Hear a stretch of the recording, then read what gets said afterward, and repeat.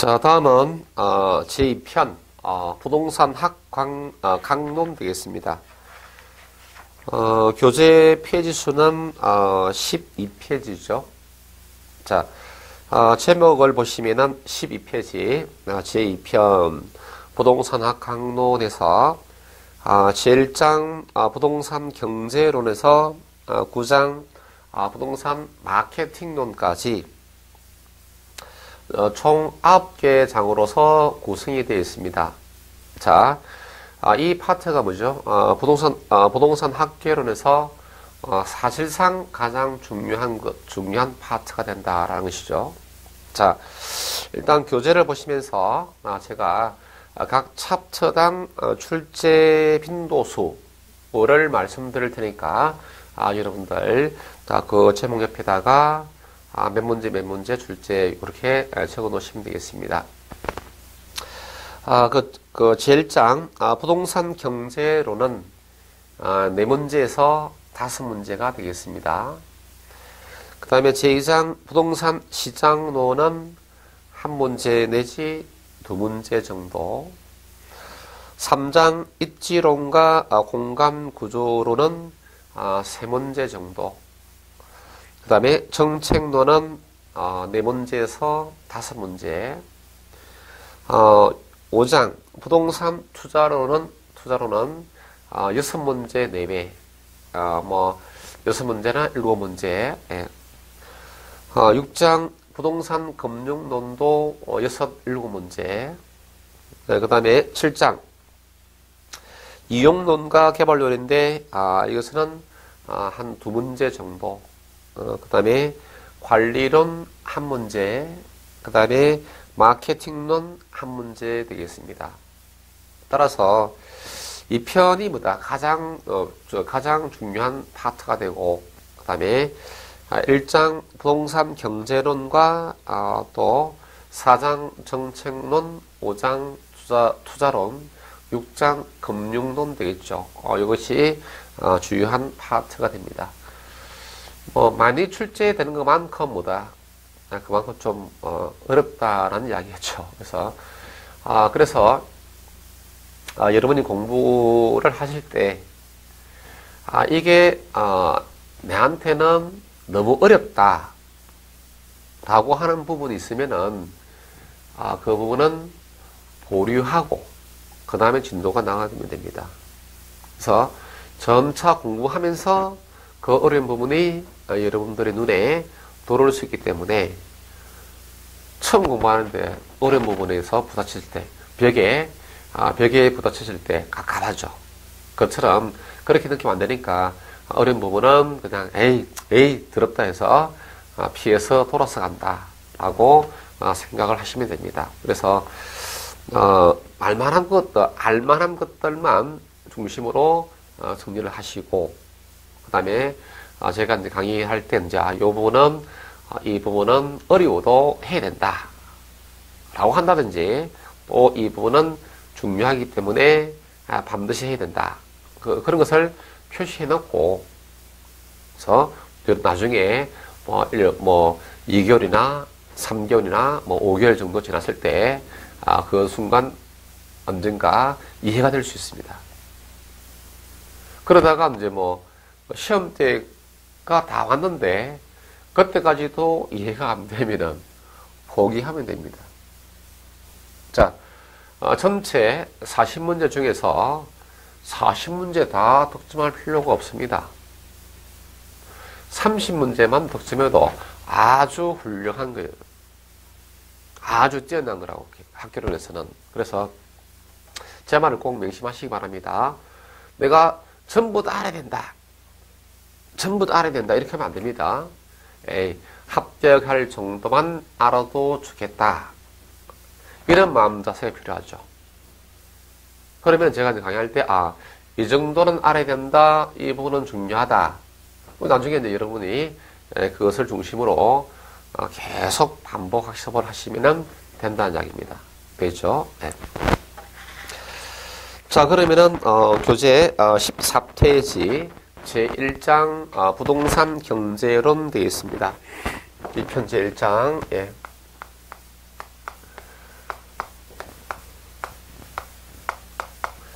자, 이 경제론은 처음에 공부를 하면은 어렵습니다.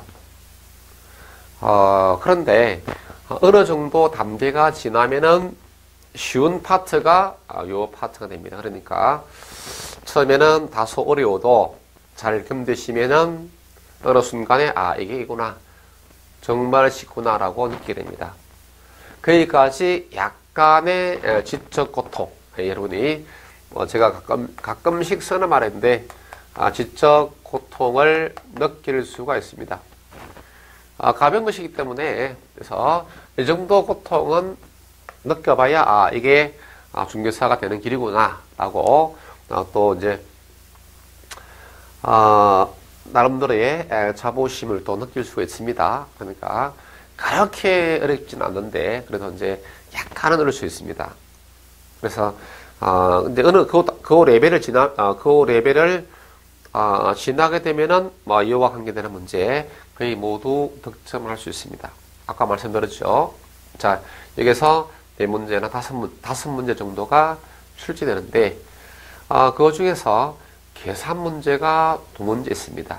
그리고 설명 문제가 3문제나 4문제 정도가 출제되는데, 계산 문제는 이 파트에서 출제되는 계산 문제는 약간 하시면은 충분히 득점합니다. 그래서 제가 하라고 하는 것만 여러분이 쫓아오면은 무난하게 시험을 합격할 수 있다는 것입니다. 자, 그러면 먼저 일단 부동산 수요에서 수요라고 하는 말이 등장하나요? 수요. 자, 요거는 이제 우리가 이제 디멘저다라고 하는 디멘저. 근데 영어는 우리가 필요 없습니다. 필요 없고 디멘저 이렇게 말합니다. 그러니까 부동산에 대한 수요다 이런 말이죠. 그러면 여기서 우리가 수요가 무엇인지 그 단어에 대한 개념을 정립할 필요가 있는 것이죠. 자, 그래서 이런 곳에 부동산이 있다라고 이렇게 보겠습니다. 자, 이제 수요에 대한 개념입니다. 예. 수요란 일정 기간 동안에서 일정한 기간 동안에 특정한 가격 수준에서 부동산을 사고 싶은 욕구를 말합니다. 그래서 우리가 사고 싶다, 이제 구매할 의사 또는 구매할 욕구 또는 구매할 의사, 마음이 있는 상태가 됩니다. 그러면 어떤 부동산을 사고 싶다라고 할 때 그냥 마음만 먹어서는 안 되죠. 뭐가 있어야 됩니까? 돈. 그래서 돈을 가지고 있어야 되겠죠. 그래서 우리가 구매 능력도 보유한 상태. 자, 이것이 수요에 대한 개념이 되겠습니다. 그래서 요 세 단어가 가장 키 포인트가 되는 단어입니다. 수요에 대한 증언을 내릴 때. 자, 그러면은 이게 일정 기간에 대한 개념이 있습니다. 그래서 일단은 기간에 대한 개념은 유량의 개념이다라고 하는 것, 요거 꼭 하나 해 놓으시고.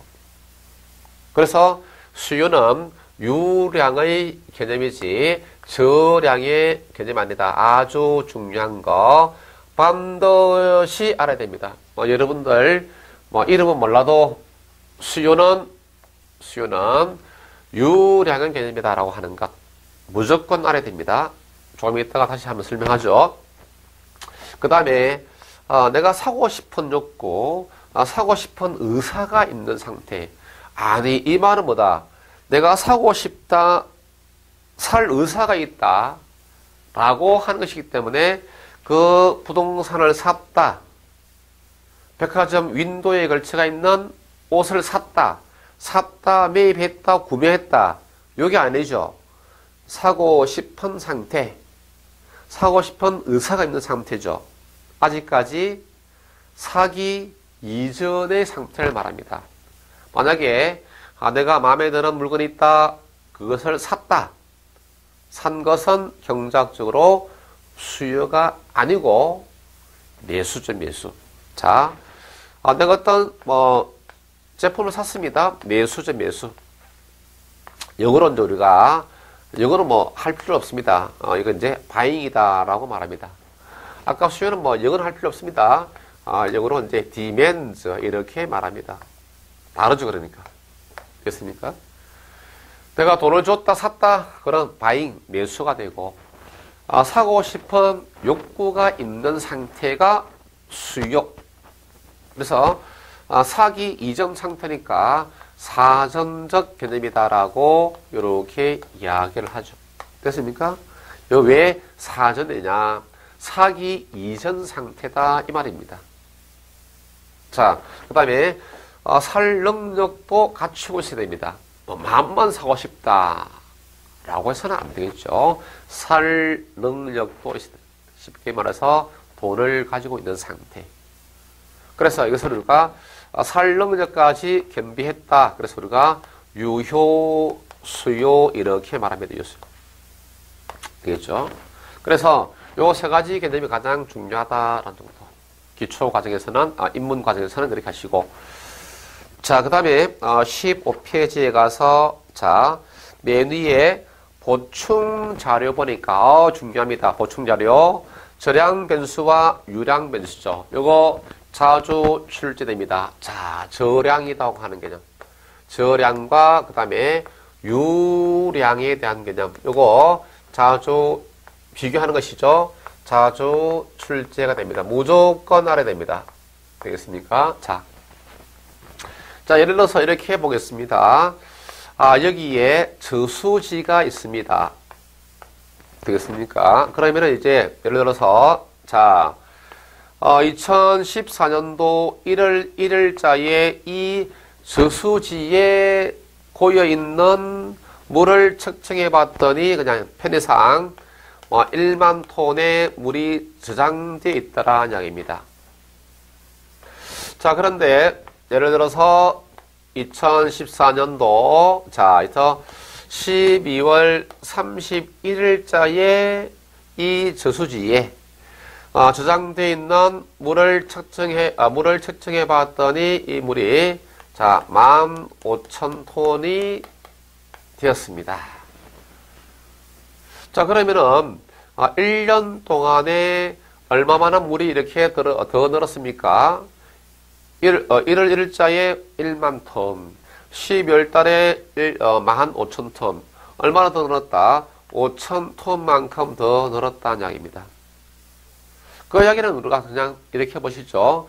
1년 동안에 이 저수지로 물이 5,000톤이 이렇게 유입이 됐다. 이런 의미가 되겠죠. 그렇죠? 예. 자, 그러면은 여기서 이제 저량과 유량의 개념을 설정하게 됩니다. 자, 정확히 봅니다. 정확히. 자, 1월 1일자에 1만 톤이죠. 요거 뭡니까? 일정 기간입니까? 시점입니까? 시점이죠. 그렇죠? 그러면은 1월 1일자에 1만 톤은 자, 일정 시점이기 때문에 저량이 됩니다. 저량. 자, 그 다음에 12월 31일자도 일정 시점이 되죠. 그렇죠? 일정 시점입니다. 그렇다면은 12월 31일자에 있는 15,000톤도 그 당시 현재 저장이 되어 있는 양이죠. 그래서 저량이다 것입니다. 그래서 저량은 일정한 시점에서 측정 가능한 변수를 우리가 저량이다. 그래서 시점 개념이다라고 말합니다. 자, 그런데 1년 동안에 뭐죠? 결국 5,000톤이 더 늘어났습니다. 5,000톤이 뭐다? 5,000톤의 물이 흘러서 들어왔다 이 말이죠. 그래서 이것이 뭡니까? 1년이니까 일정 기간이죠, 기간. 그러면은 1년 동안의 기간의 개념이죠. 1년 동안 365일 동안에 5,000톤이 늘어났다 이 말입니다. 그럼 이 5,000톤은 이때 1년 동안 들어온 양이죠. 그래서 이것을 우리가 유량이다라고 합니다. 유량. 그래서 유량의 개념은 일정 기간에 대한 개념이다라고 이렇게 이야기합니다. 그래서 저량은 일정 시점에서 측정 가능한 변수를 저량 변수, 유량은 일정 기간이 되어야 측정 가능한 변수를 유량 변수다라고 말합니다. 되겠습니까? 예. 그래서 이제 그 밑에 각 동그라미 1번, 2번들 있죠. 예, 저량 변수와 유량 변수들이 있습니다. 그 변수들을 하나씩 나중에 부분에서 여러분들이 알아야 됩니다. 아주 자주 출제가 됩니다. 다음 중에서 저량의 변수가 아닌 것은 또는 인 것은, 다음 중에서 유량의 변수에 해당되는 것, 안 되는 것, 또는 다음 보기들 중에서 저량 변수가 몇 개냐 또는 유량 변수가 몇 개냐 라고 하는 문제를 자주 출제됩니다. 되겠죠? 그러면 여기서 우리가 수요는 뭐였습니까? 일정 기간 동안에 쭉 가는 것이었죠. 기간의 개념이라서 수요는 뭐다? 유량 변수다. 되겠습니까? 이해할 수 있죠? 그래서 저량은 일정 시점에 대한 개념이고 유량은 일정 기간에 대한 개념이다. 예, 그렇게 해서 정리하시기 바랍니다. 자, 그 다음에 그렇다면 또 그 밑에 보니까 수요 함수라는 것이 있죠. 수요 함수가 있습니다.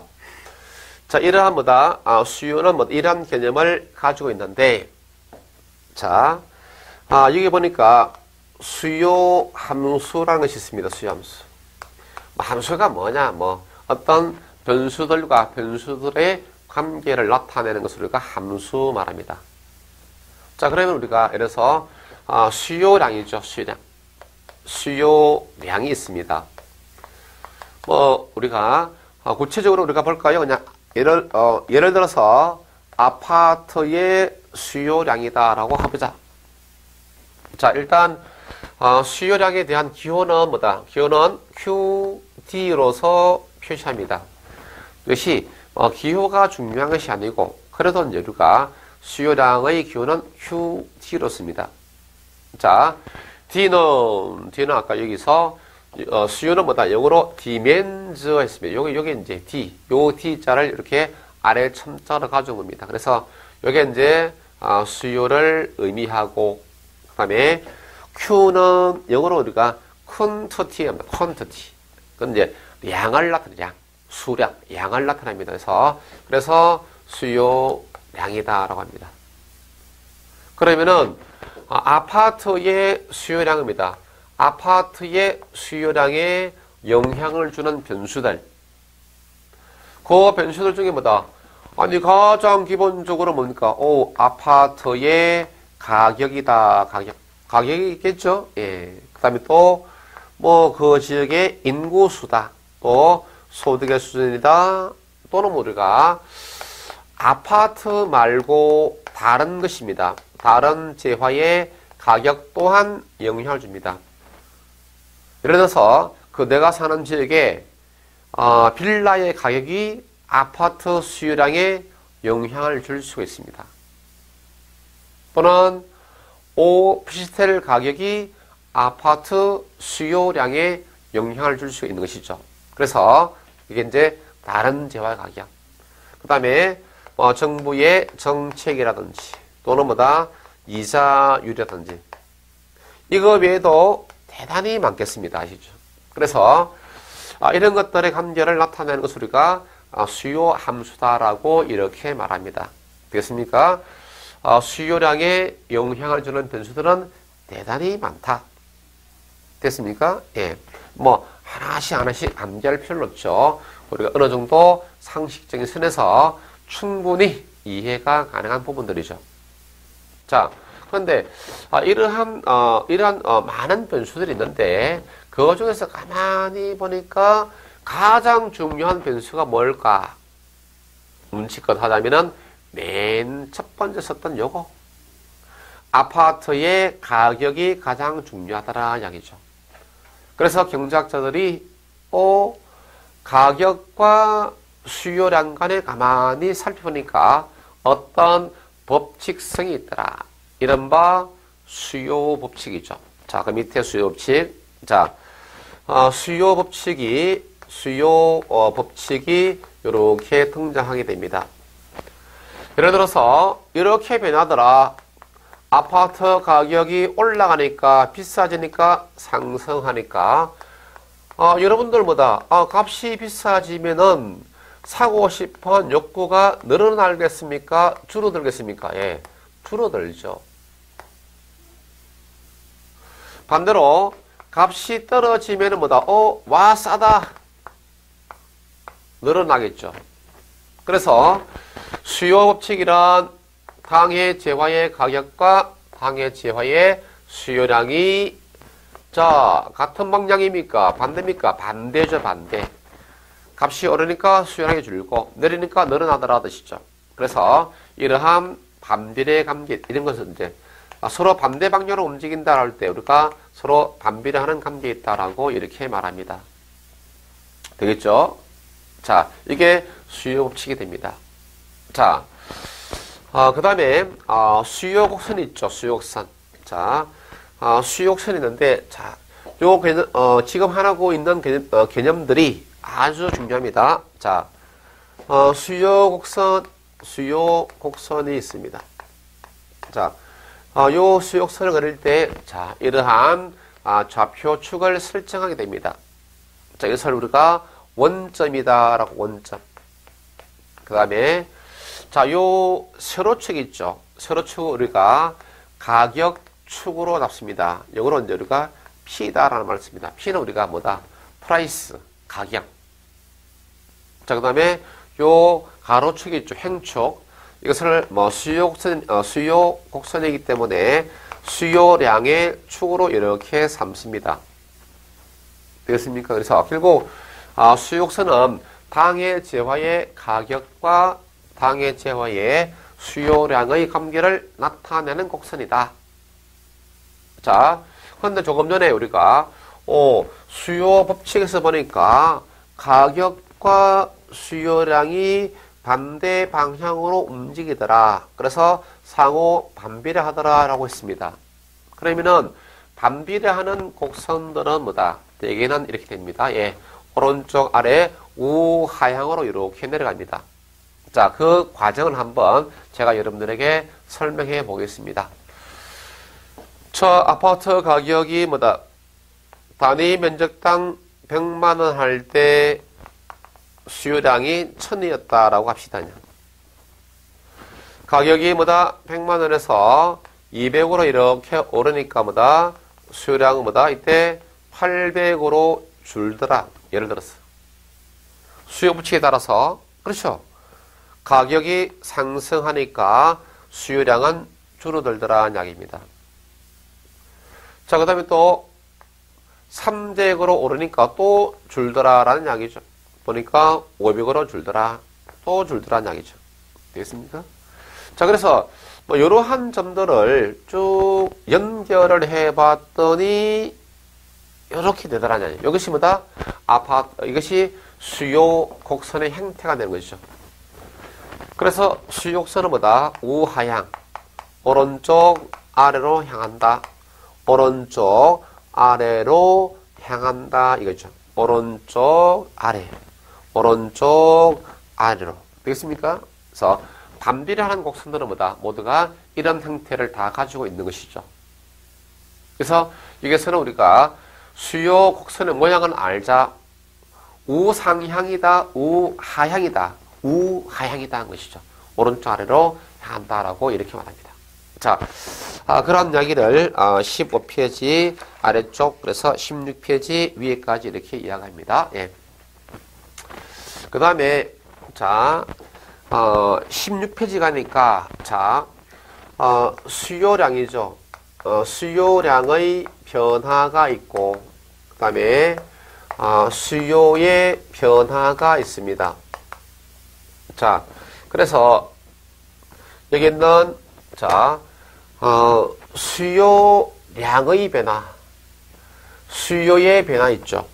요 글자 하나 차이입니다. 자, 수요량의 변화, 수의 변화, 요거밖에 차이 안 나죠. 그런데 엄청난 차이가 있습니다. 글자는 하나밖에 차이 안 나는데 엄청난 차이가 있다는 이야기죠. 자, 수요량의 변화는 이런 것이죠. 보니까 가격.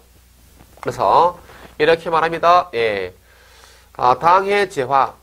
우리가 당해 재화 아파트면은 아파트 당해 재화의 가격만 변할 때, 가격만 변화하는 경우죠. 자, 이게 수요량에 영향을 주는 변수들은 무진장 많다. 그런데 그 중에서 나머지는 다 아무 변화가 없고 오직 가격만, 당해 재화, 아파트면은 아파트 가격만, 토지면은 토지 가격만, 단독주택이면은 단독주택 가격만 변화되는 경우에 어떠한 결론이 나오느냐. 이렇게 말합니다. 예, 수요 곡선상에서 점이 이동한다라고 이렇게 말합니다. 자, 뭐가 이동한다? 예, 점이 이동한다. 이거 곡선상에서.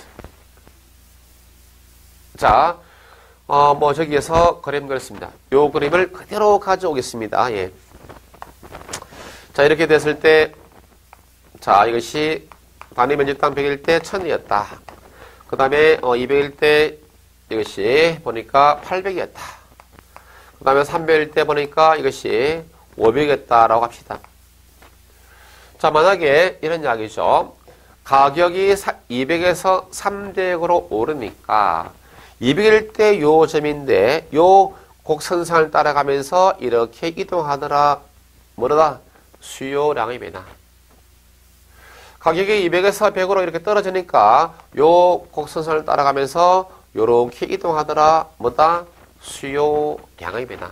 그래서 다시 한 번 더 정의. 수요량의 변화는 당해 재화의 뭐만 가격만 변할 때 그때 수요 곡선상에서 점이 이동하더라. 이것을 뭐란다? 수요량의 변화다.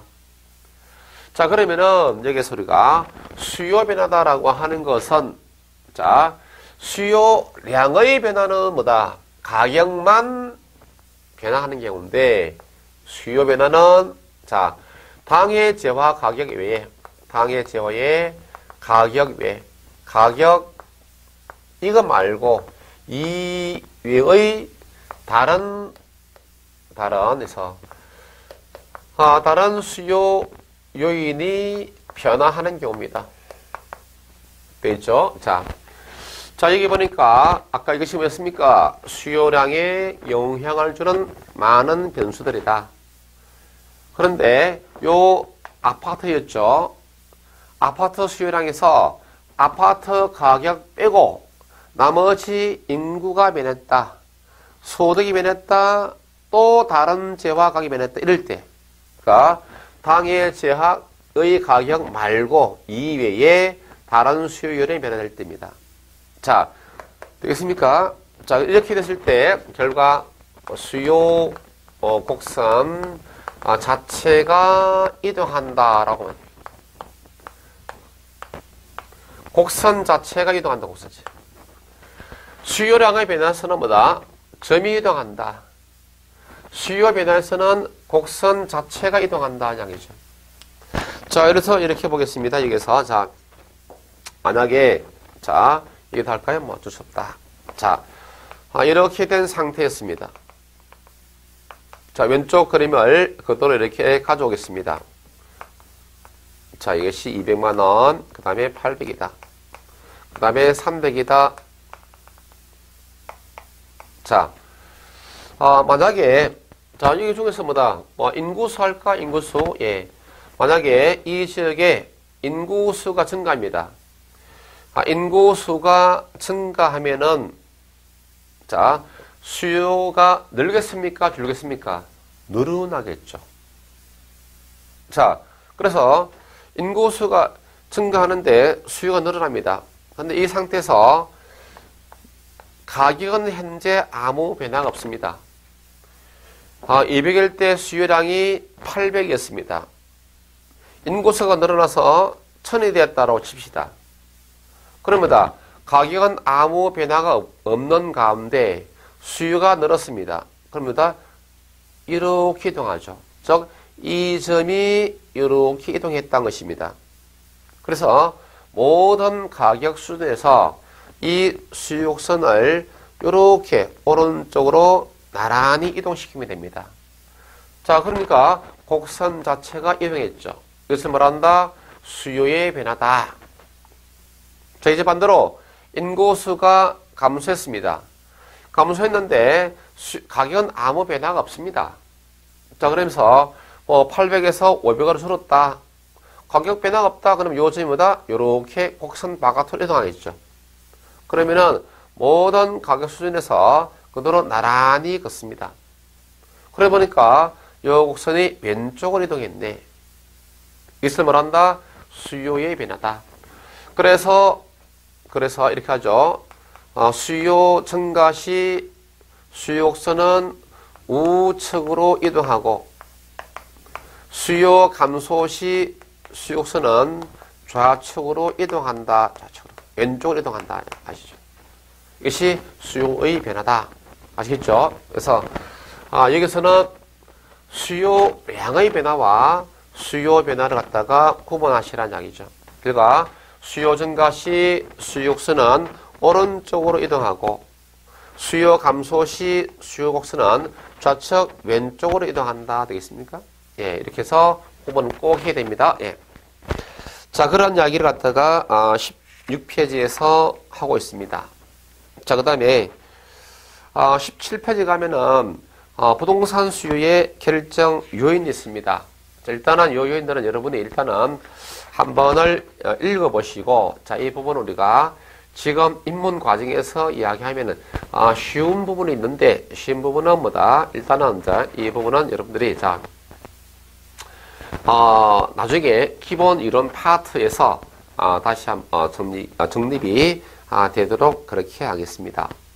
자, 그래서 일단은 교재 18페이지 2 부동산 수요의 특성이 있습니다.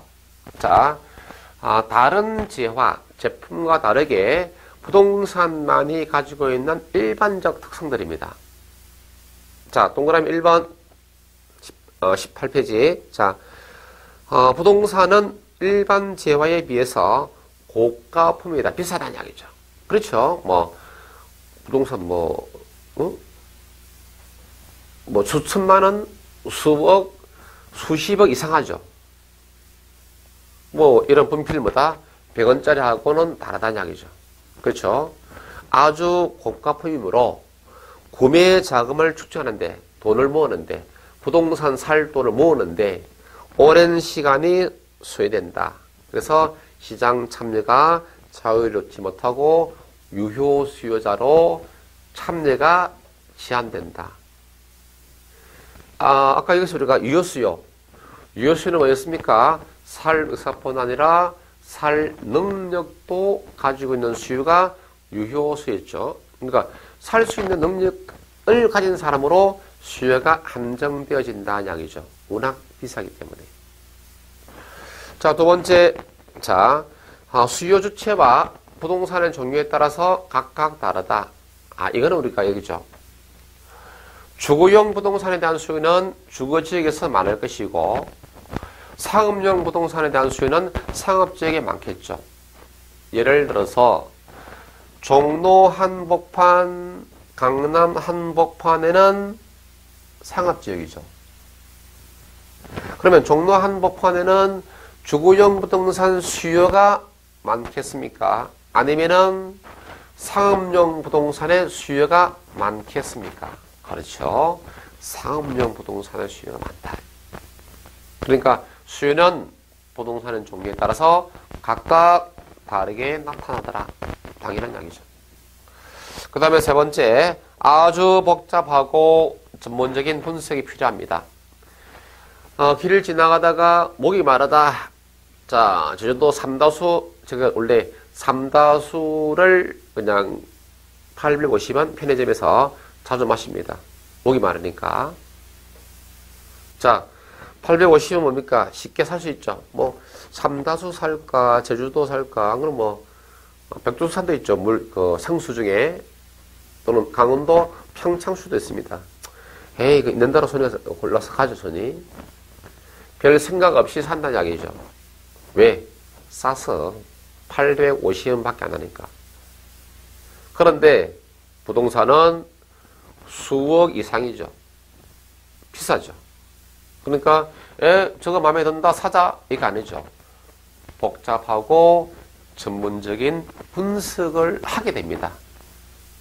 그게 다르죠. 예. 상수 사는 것하고 부동산 사는 것하고 같다 다르다. 다르다. 되겠죠? 그런 이야기죠. 자, 그 다음에 네 번째, 구매 절차상의 특수성이 있습니다. 예를 들어서 목이 마르다, 편의점 들어갔다, 자, 제주도 생수 하나, 삼다수 하나 샀다, 집어가지고 판매 점원한테 주죠. 그러면 이제 요거 뭐죠? 하죠. 요거 찍는 거 이거. 네? 찍고 이제 결제하죠. 이렇게. 즉, 제주 삼다수를 사는 데는 뭐다? 판매자에게서 직접 내가 삽니다.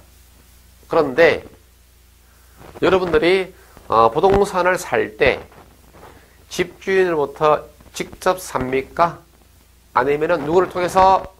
중개사를 통해서 사는 게 일반적이죠. 이게 구매 절차상의 특수성이다. 중개사가 매매 거래 시에 중간에 개입을 한다는 이야기입니다.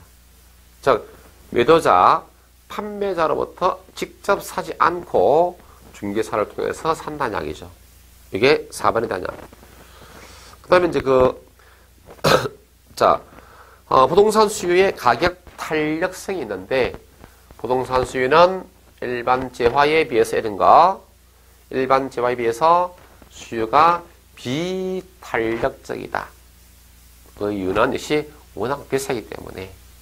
그래서 일단은 가격 탄력성이 등장하는데 이 탄력성에 대한 개념도 아주 중요하죠.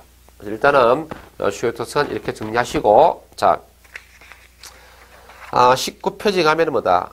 자, 5. 부동산 수요의 가격 탄력성 되겠습니다. 자, 이 수요의 가격 탄력성은 관계되는 문제가 매회 출제됩니다. 자, 중요하죠. 수요의 가격 탄력성은 매회 출제가 됩니다. 출제. 이게 계산 문제로 올 수도 있고 설명 문제로 올 수도 있습니다. 그러면은 기초 입문 과정에서는 도대체 수요의 가격 탄력성이 뭐냐? 이것을 한번 알아봅시다. 자, 되겠습니까? 수요의 가격 탄력성 되겠습니다. 자, 뭔가 하여튼 뭐다? 수요하고 가격의 관계가 되겠습니다. 자, 그런데 탄력성은 뭐죠? 탄력성. 탄력성이다. 원래 탄력성은 외부 자극에 대해서 반응하는 정도를 탄력성. 민감하게 반응하면은 탄력적이다. 둔감하게 반응하면은 비탄력적이다라고 말합니다. 지금 제 강의 듣고 있는데 막 졸음이 쏟아진다. 지구에서 못 듣겠다. 지구에서 못 듣겠다라고 해서 안 듣는 분은 지나고 나서 후회합니다. 지기보도 끝까지 듣고 있는 사람이 나중에 저 인간 대단한 인간이구나 라는 것을 알게 됩니다. 언제? 시험 끝나고 난 이후에. 자, 되게 다 그렇습니다. 항상 그래요. 그러니까 강의는 지겨운데 끝나고 나면은 저 선생 진짜 대단하구나 라고 칭찬합니다. 그래서 이제 시험 끝나고 난 뒤에 이제 많이 찾아오죠. 덕분에 합격했다.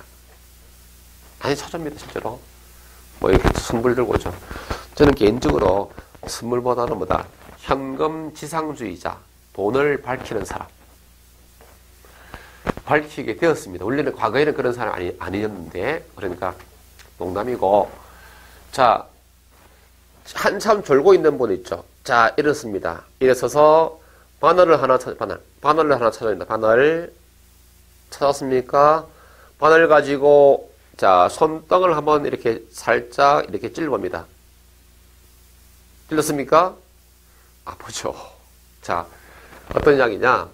예를 들어서 바늘 가지고 손등을 살짝 찔렸는데 어떤 사람은 아야 깜짝 놀라고 어떤 사람은 덤덤하게 아무 반응도 없다 이야기입니다. 그래서 바늘을 찔렸는데 아주 민감하게 반응하면은 탄력적이다. 바늘을 찔렸는데 둔감하게 반응하면은 비탄력적이다라고 말합니다. 알겠습니까? 이제 바늘을 이제 제자리에 갖다 놓고 됐습니까? 예. 자, 그러면 여기서 우리가 수요의 가격 탄력성이다라고 하는 것은 가격이 변함에 따라 수요가 어느 정도 반응하는가 그 정도를 수요의 가격 탄력성 합니다. 다시 한 번 더 가격이 변하니까 수요가 어느 정도 반응하는가이지 반대로 수요가 변하니까 가격이 얼마나 변하더라 이거 아닙니다. 그런 개념도 있는데 우리 시험에서는 그 개념은 출제가 안 됩니다. 자, 수요의 가격 탄력성이란 어떤 재화의 가격이 1% 변화함에 따라 수요가 몇 % 변하는가 그 정도를 나타내는 것이다. 오케이? 그래서 자, 교재 공식 보니까 있습니다. 예. 분모가 가격 변화율에 대한 자, 수요량의 변화율의 크기다라고 이렇게 정의를 내립니다. 오케이? 분모가 뭐죠? 가격 변화율. 본전은 수요량의 변화율 됩니다. 꼭 확인해야 됩니다. 이거 아주 중요합니다. 올해 25회 시험에서 아주 간단하게 출제가 되었습니다.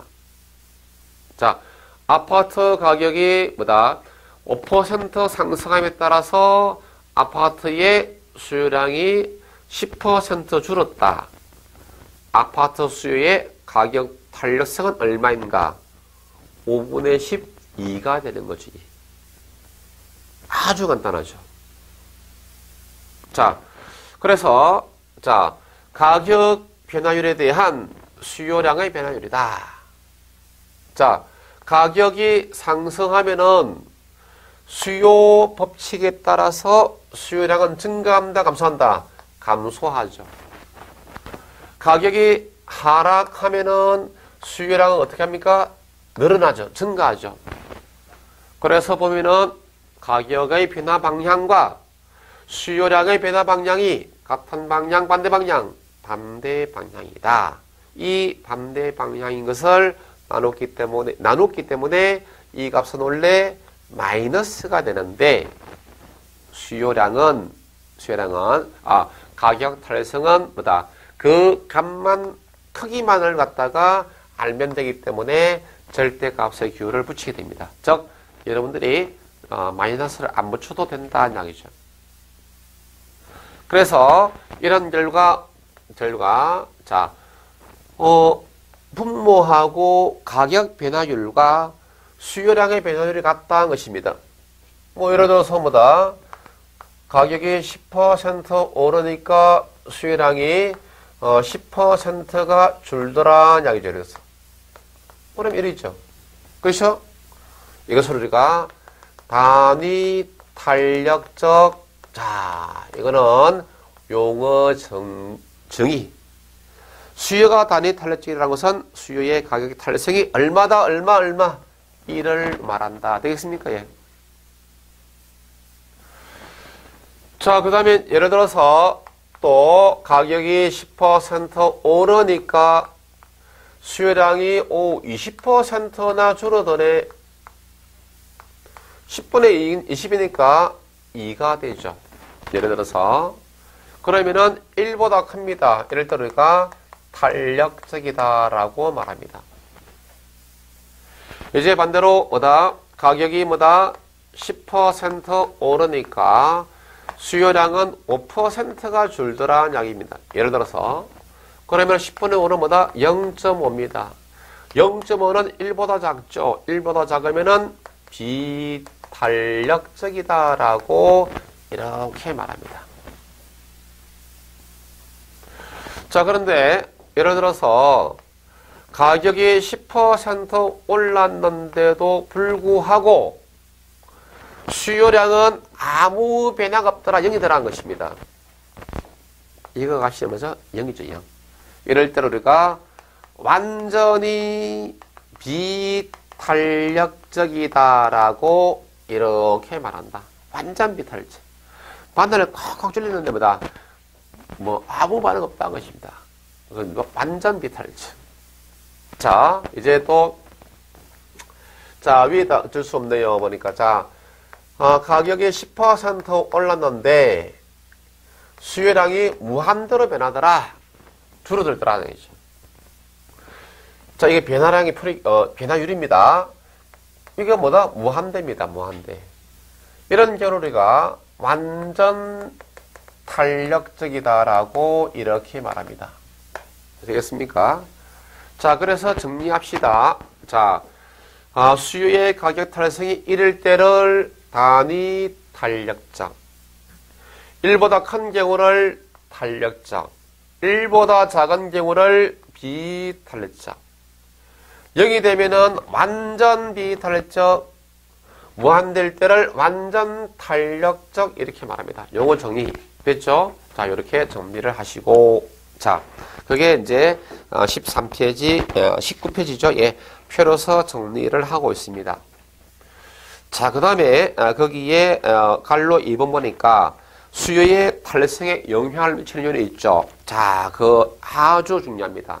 중요한데 그 중에서 가장 중요한 게 동그라미 2번이네. 동그라미 2번 19페이지. 대체제의 유무 박스죠. 대체제가 많고 적고 있고 없고 유무는 수요의 가격 탈성에 가장 큰 영향을 주는 것이다.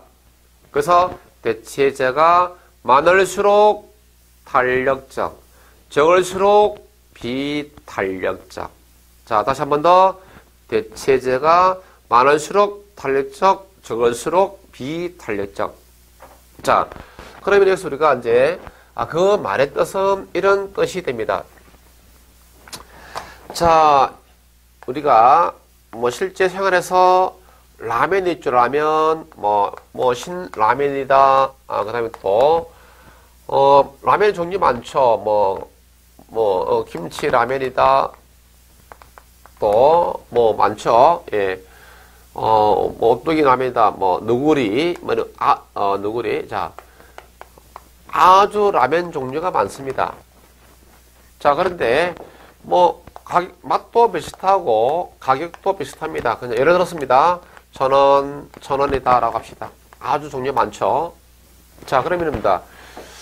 만약에, 신라면 측에서 가격을 갖다가, 10원 올렸습니다. 1,010원을 받습니다. 그러면은 뭐다? 소비자들은, 자, 아니, 값도 같고, 맛도 거의 같은데, 비싼 거 산다, 안 산다? 안 산다는 이야기죠. 그러면은, 신라면은 뭐다? 시장에서 하나도 팔리지 않는다는 이야기죠. 이론적으로. 왜? 아니, 값도 비슷하고, 맛도 비슷한데 뭐다? 차라리 뭐다? 다른 거 사 먹는다는 이야기입니다. 그러면은, 대체제가, 그러니까 이게 대체제죠. 이게 많을수록 소비자의 선택의 폭은 넓어진다, 좁아진다, 넓어지죠. 그래서 시장 가격에 아주 대응을 잘 할 수가 있는 것입니다. 그래서 대체제가 많으면 많을수록 수요는 탄력적이다. 오케이? 자, 그 다음에 또 반대로 뭐죠? 자, 담배 봅시다. 그래서 담배를 많이 태우는 사람입니다. 예, 담배. 자, 담배를 대체할 수 있는 게 없어요. 요거는 담배 안 태우고 싶으면 잘 모르는데, 저같이 골초들은 뭡니까? 야, 담배 대신에 뭐 담배의 그 맛을 느끼게 하는 대체제가 있느냐 없다는 이야기예요. 그러면은 담배 값을 정부에서 올리면은 올려도 어쩔 수 없이 골초들은 뭐다? 비싼 값에 사 태워야 합니다. 왜? 담배 대체제가 없어서. 자, 그러면 어떻게 되죠? 정부에서 계속 올리면 뭐다? 그래도 울며 겨자 먹기로 사 태워야 됩니다. 그러니까 담배 소비자 입장에서 대응하기가 쉽다, 어렵다, 어렵죠. 그러니까 탄력적이겠다, 비탄력적이다. 그렇죠. 비탄력적이다.